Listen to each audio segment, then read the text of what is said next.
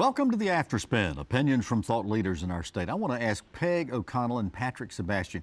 The 2018 state budget had a provision that allowed DOT to boost salaries for certain jobs in which state pay was no longer competitive.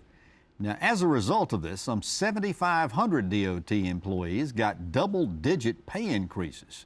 The issue is pay for state employees. In the past 10 years, they got zero pay increases for 5 years, 2 years a flat $1,000 bonus, 3 years, the last 3 years, with 2% increases. I want you to comment on the DOT situation and the larger issue of pay for state employees. Peg?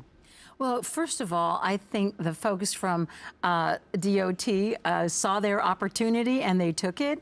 The language, when you read it, even though the legislature is saying that was not our intent, the language said you can use this money to give raises, and they did. I mean, and you're talking about across the board raises to people with skills that we need, like engineers and surveyors and people like that. So I think they took advantage of this situation, but not inappropriately. That was what the language of the law said. As far as the larger picture, you know, if we want the best people working in government, we need to pay for that, because they can go down the street and make 2 times or 3 times more, and all the other stuff that used to be the thing that kept people in government, which was health insurance, that pension plan, and pension plan, and the esteem of your neighbors, that you had a decent vacation package, and yeah, so forth. I mean, all those things, all those are going away. And when the money's not there, eventually the people are just going to say, I'll go to work for the bank or something like that. Patrick, what's your take on this? It is 2 issues. There are some state employees that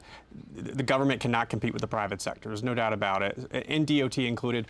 But what they did, I think, was wrong, and I think they took advantage of maybe some blurry language there in the bill. Look, you have a lot of people that are going to be very upset because I don't think the language was blurry. The legislature is probably going to have to claw this back and pass something. You're not going to take away a pay raise that somebody's been given. Well, I would put this solely at the feet of the Cooper administration. I don't think anyone thought they were going to try to give 50% plus raises to some people. But there is a problem in certain departments. Look at prison workers. I mean, we've had several prison workers killed in the last couple of years. We had one assaulted, I believe, this week. And you know, they're working for $32,000. $32,000. Yeah. So there is a problem with some state pay, and I think we should address that for the need. What I don't like, though, is across the board, 20% or whatever it is. I think it needs to be based on the need, like prison workers and like certain engineers, for instance.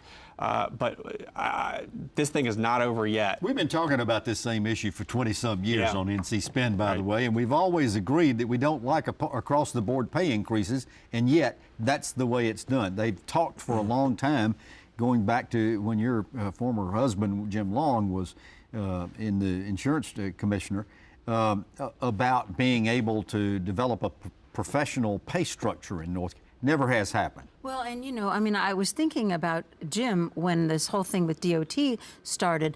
They struggled for years to make sure that they had the kinds of engineers that inspect our state buildings, the people who are in the fire service. I mean, the professional accountants who oversee billion-dollar corporations. And you know, when those people can go to work for the private sector at 2 or 3 times the salary, you need something to keep them at least happy and solvent so their own children. It's got to be pay or benefits or a combination of both. So their own children can go to college. And isn't it ridiculous when you look at cabinet secretaries, for instance? It's actually very difficult to get big-time people to be in a gubernatorial cabinet. It is. It's very difficult. And the DHS secretary, for instance, runs multi-billion-dollar department. You need to be very, very buttoned up and put together, but they might make, what, $140,000 a year. Yeah. The governor makes about $140,000 a year. But then you go to the universities, and you have chancellors that make $500,000, even to $1 million a year.